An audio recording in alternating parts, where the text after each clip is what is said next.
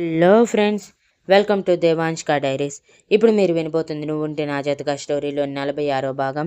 ఇంటికి వెళ్ళేసరికి అందరూ హాల్లోనే కూర్చొని ఉంటే రుద్ర శక్తి నడుము చుట్టూ చేయి వేసి నడుస్తూ వస్తూ ఉంటే శక్తి రుద్ర భుజం మీద తలవాల్చి నవ్వుతూ మాట్లాడుతూ ఉంటుంది. వాళ్ళిద్దరిని అలా చూసిన మీనాక్షి గారికి కడుపులో రగిలిపోతూ, అక్కడ నా కూతురు కష్టపడుతూ ఉంటే ఇక్కడ వీళ్ళు మాత్రం ఫుల్గా రొమాన్స్ చేసుకుంటూ ఉన్నారు. అంతా దాని కర్మ. ఏమైనా ఎదురు మాట్లాడినా ఈ ఇంట్లో స్థానం కాదు కదా, ఈ భూమి మీద కూడా స్థానం లేకుండా చేస్తాడు వీడు, ఎవరినీ లెక్క చేయడు అని అనుకుంటారు. మరోవైపు సమన్వి మహి అప్పుడే కిందకి వస్తూ ఇద్దరిని అలా చూసి నవ్వుతూ ఇద్దరి ఎదురుగా నిలబడి, ఎక్కడి నుంచి వస్తున్నారు, మాకు చెప్తే మేం కూడా వచ్చేవాళ్ళం కదా అని కళ్ళెగరేస్తూ టీజింగ్ వాయిస్లో అడుగుతాడు. ఆ మాటకి శక్తి సిగ్గుపడుతూ తల వంచుకుంటే రుద్ర చిరుకోపంగా ఇద్దరి వైపు చూస్తూ, భార్యాభర్తల మధ్య మీరు వచ్చి ఏం చేస్తారు, పానకంలో పుడకలాగా మా ఇద్దరిని డిస్టర్బ్ చేయటం తప్ప, అందుకే ఎవరికి చెప్పకుండా హ్యాపీగా వెళ్ళి ఎంజాయ్ చేసి వస్తున్నా. అయినా ఈ మాటలన్నీ నీకెందుకు, పెళ్ళి కాని చిన్నపిల్లలు, ఈ విషయాలు మీరు తెలుసుకోకూడదు అని అంటాడు. సమన్వి మహి ఒకరి మొహాలు ఒకరు చూసుకొని, మేము చిన్నపిల్లలమా, ఏ రకంగా నీకు చిన్నపిల్లల్లా కనిపిస్తున్నామన్నయ్యా, పెళ్లి చేస్తే ఇప్పటికిప్పుడు దడదడమని ఇద్దరు ముగ్గురు పిల్లల్ని కనగలం అని సమన్వి సిగ్గుపడుతూ అంటుంది.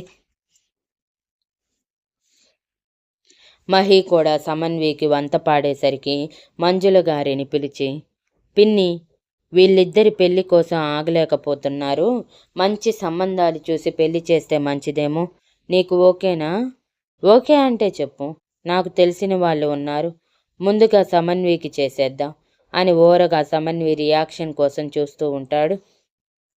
సమన్వి దెబ్బకి హడలిపోయి, నాకు పెళ్ళా, నోనో, నేనేదో సరదాగా అన్నాను, మీరు దాన్ని పట్టుకొని పెళ్లి చేసేదాకా లాగద్దు, నాకింకా ఫ్యాషన్ డిజైనింగ్ కోర్స్ చాలా ఉంది, పైగా నేను చేయవలసిన ముఖ్యమైన పనులు ఇంకా చాలా ఉన్నాయి, పెళ్లి చేసుకోవాలి అనిపించిన టైంలో నేనే మీకు చెప్తాను, అలాగే పెళ్లి కొడుకును కూడా నేనే వెతుక్కొని తీసుకొచ్చుకుంటాను అని అంటుంది. మంజుల గారు కోపంగా, అంటే ఇప్పటి నుంచే నువ్వు ఎవరినో లైన్లో పెట్టావా, స్వాతిలాగా ఏమీ చేయటం లేదు కదా అని కళ్ళెర్ర చేస్తూ, అలాంటిదేమైనా ఉంటే ఈ భూమిలోనే పాతి పెట్టేస్తానే తప్ప పెళ్లి చేస్తాము వాడితో పంపిస్తామని కలలు కలకు అని అంటారు. వాళ్ళిద్దరి డిస్కషన్ వింటూ ఉన్న మీనాక్షి గారు అసహనంగా, ప్రతి దాంట్లోకి నా కూతుర్ని ఎందుకు లాగుతున్నారు వదినా, అది ఏదో తెలిసి తెలియక ఒక తప్పు చేస్తే దాన్ని పట్టుకొని ప్రతి ఒక్కరూ నా కూతుర్ని చులకన చేయటం బాగా అలవాటైపోయింది, అయినా నా కూతురు ఇప్పుడు పద్ధతిగా పెళ్లి చేసుకుని అత్తారింటికి కూడా వెళ్ళిపోయింది, ఇంకా ఎందుకు దాన్ని కాల్చుకు తింటారు అని అరుస్తారు. అప్పుడే బయటికి వచ్చిన మహిమ గారు, మరి నీ కూతురు చేసిన పని అలాంటిది వదినా, 10 రోజులు కాదు 10 సంవత్సరాలు చెప్పుకున్నా దాని చరిత్ర మారదు, నీ కూతురి బుద్ధి మారదు అని వెటకారంగా అంటారు. టాపిక్ ఎక్కడి నుంచి ఎక్కడికో వెళ్ళిపోతుందని అర్థమైన రుద్ర మంజుల గారితో, నా చెల్లెలి మీద నాకు నమ్మకం ఉంది పిన్ని, తను ఎప్పుడు అలాంటి పనులు చేయదు, కాబట్టి నువ్వు రిలాక్స్ అవ్వు, ఒకవేళ ప్రేమించిన అతని మంచివాడయ్యి మనం సమన్విని కళ్ళల్లో పెట్టుకొని చూసుకుంటాడు అని అనిపిస్తేనే పెళ్లి చేద్దాము, అనవసరంగా ఇప్పుడే ఈ మాటలన్నీ ఎందుకు చెప్పు, టైం ఉంది కదా ఇంకా అంటూ మంజుల గారుని కూల్ చేసి మహి వైపు చూస్తూ, ఇక నీ సంగతేంటి అని నవ్వుతూ కళ్ళెగరేస్తాడు. మహి మనసులోకి ఎవరిదో రూపం గుర్తుకు వచ్చి పెదవుల మీద చిరునవ్వుతో, నాకు కూడా కొంచెం టైం కావాలి అన్నయ్య, ఇప్పుడిప్పుడే పెళ్లి చేసుకునే ఉద్దేశం లేదు అని అంటాడు. ఇంతలో ఆనంద్ గారు కిందకు వచ్చి, ఏంటి ఇక్కడ డిస్కషన్, అయినా ఆఫీస్కి కాలేజీలకి వెళ్ళే టైంలో ఇలా డిస్కషన్స్ పెట్టడం ఏంటి అని గంభీరంగా అనగానే, వెళ్తున్నాను తాతయ్య అని మహి సమన్వి భయపడుతూ వెళ్ళిపోతే రుద్ర నవ్వుకుంటూ అందరినీ టిఫిన్ చేయమని, తనకు కొంచెం లేట్ అవుతుందని తన రూంలోకి వెళ్ళిపోతాడు.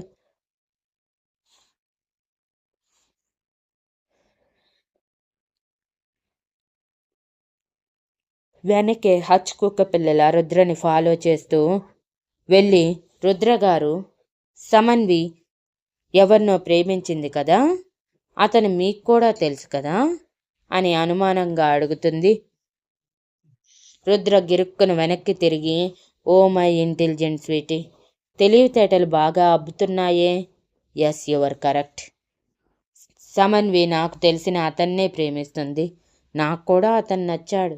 కాకపోతే సమన్వి తనంతట తాను బయటపడితే బాగుండు అని అలా మాట్లాడాను. అదేమో తప్పించుకుంది.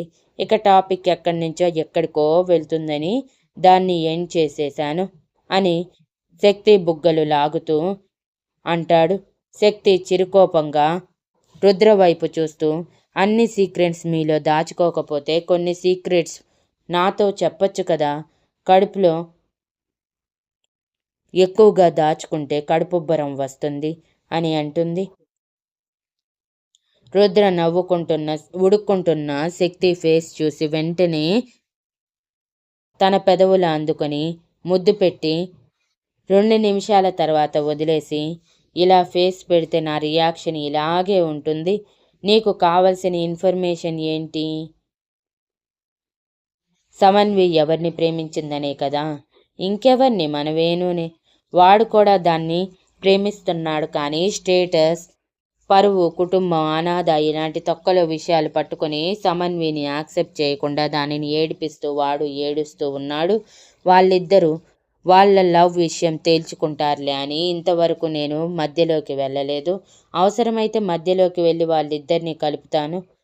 ఇద్దరు కలిస్తే పర్ఫెక్ట్ పెయిర్ అవుతారు అని నవ్వుతూ అంటాడు.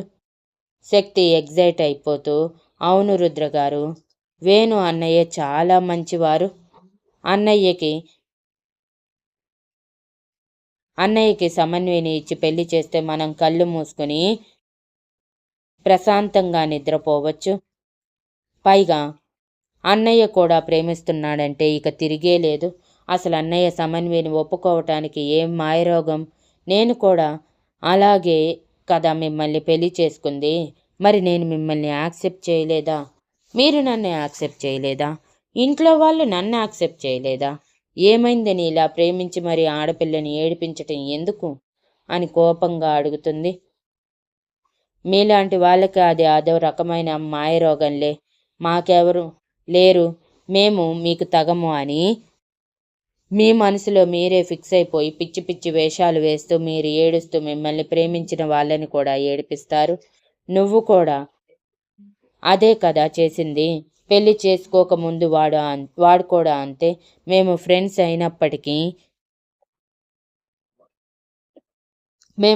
అయినప్పటి నుంచి అనాథ అంటూ ఈ ఇంట్లో ఉండమన్నా సరే నేను ఉండను, నేను ఉండాల్సిన స్థానం ఇది కాదు అంటూ పోయి ఫ్లాట్ తీసుకొని ఉన్నాడు.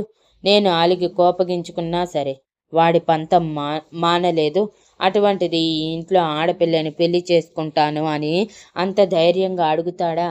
కాకపోతే వాడి మనసులో వాడి మనసు ఏదో ఒక రకంగా బయట పెట్టేలా చెయ్యాలి. అందుకే సమన్వి వైపు నుంచి నరుక్కు రావాలి. ముందు మన విషయం తేలాక వాళ్ళ విషయం పట్టించుకుంటాను. అప్పటి వరకు ఎవరి మీద కాన్సన్ట్రేషన్ చేయలేను అని ఇంటెన్స్గా శక్తి వైపు చూస్తూ అంటాడు. శక్తి బుగ్గ మీద వేలు పెట్టుకొని ఆలోచిస్తున్నట్టు ఫోర్స్ పెట్టి, మన విషయమా? మన విషయం ఏముంది? మనం సంతోషంగానే ఉన్నాం కదా రుద్రగారు అని అంటుంది. ఎక్కడ ఉన్నాము? పెళ్ళై 2 వారాల పైనే అవుతుంది కానీ హనీమూన్కి పోలేదు, ఏమీ లేదు. ఒక్కసారి నిన్ను టచ్ చేశాను అంతే. నీ శరీరం మొత్తం ముడుచుకుపోయింది.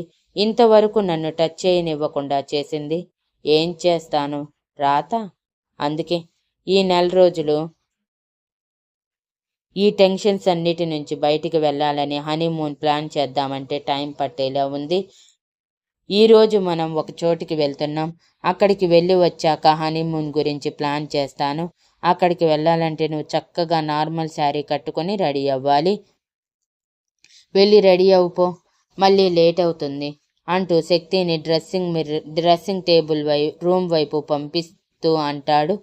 హనీమూన్ గురించి మాట్లాడినంత వరకు సిగ్గుపడుతూ ఉన్న శక్తి ఎక్కడికో వెళ్ళాలి శారీ కట్టుకోమన్నప్పుడు అయోమయంగా రుద్ర వైపు చూస్తూ, ఎక్కడికి రుద్రగారు? మళ్ళీ ఏమైనా సర్ప్రైజ్లు చేస్తారా ఏంటి? ఇన్ని సర్ప్రైజ్లు ఒకేసారి ఇస్తే నా గుండె తట్టుకోవద్దా? మీ ప్రేమని తట్టుకోలేక ఒక్కసారి గుమ్మరించినట్టు ఉన్నారు. వద్దు, ప్రస్తుతానికి సర్ప్రైజ్ ప్లానింగ్ ఆపండి కొన్నాళ్ళు అని అంటుంది. అవి ఆగవులే కానీ నువ్వు పోయి రెడీ అవుపో అని శక్తిని పంపించి తను కూడా రెడీ అయ్యి ఆఫీస్కి సూట్లో రెడీ అవుతాడు. ఇద్దరు రెడీ అయి కిందకు వచ్చేసరికి అప్పటికే మహి, సమన్వి టిఫిన్ చేసి ఎవరి దారిన వాళ్ళు వెళ్ళిపోయారని, మిగిలిన వాళ్ళందరూ టిఫిన్ చేసేసారని తెలిసి వాళ్ళిద్దరూ టిఫిన్ చేసి కారులో బయలుదేరుతారు.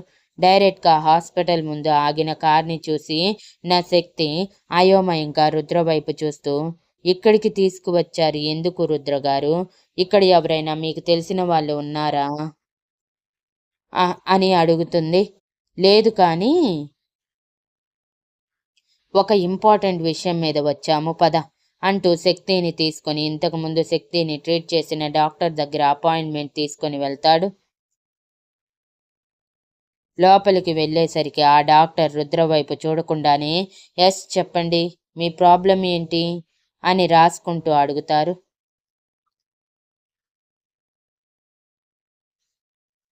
తను ఇప్పుడు పర్ఫెక్ట్గా ఉందో లేదో ఒకసారి చెక్ చేయండి డాక్టర్ అని గంభీరంగా అంటాడు.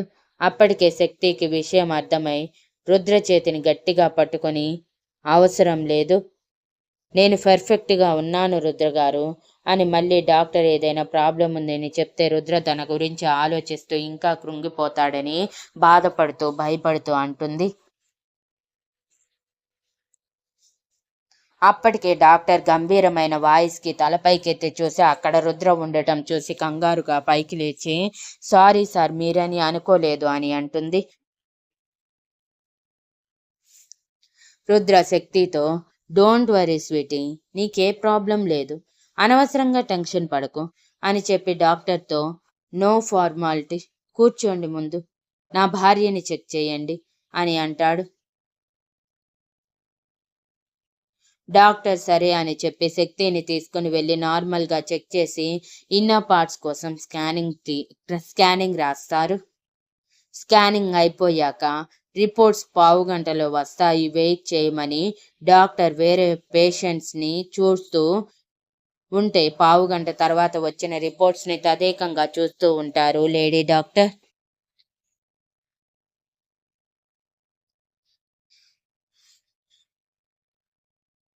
సేమ్ టైంలో సేమ్ సిటీలోని ఖరీదైన విల్లాలో క్రికెట్ స్టేడియం లాంటి రూమ్లో పెద్ద ఎల్ఈడి స్క్రీన్ మీద రుద్ర శక్తి డాన్స్ చేస్తూ చాలా క్లోజ్గా ఉన్న ఫోటోని ఎర్రబడిన కళ్ళతో విస్కీ సిప్ చేస్తూ చూస్తూ ఉంటాడు 30 ఏళ్ల వ్యక్తి.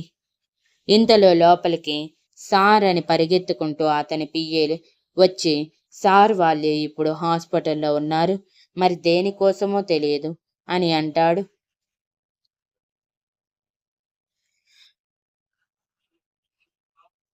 ఆ 30 ఏళ్ల వ్యక్తి కోపంగా, వాళ్ళు ఎక్కడికి వెళ్తే నాకెందుకు, వాడి వీక్ పాయింట్ అయిన వాడి భార్య మాత్రం ఎంత త్వరగా వీలైతే అంత త్వరగా ఎత్తుకొచ్చి నా దగ్గర పడేయండి, లేదా మీరందరూ నా చేతుల్లో చేస్తారు అని కోపంగా అరిచి చేతిలో ఉన్న విస్కీ గ్లాస్ని గట్టిగా ఒట్టేసరికి అది పీస్ అయ్యి అతని చేతిలో గుచ్చుకుపోతాయి.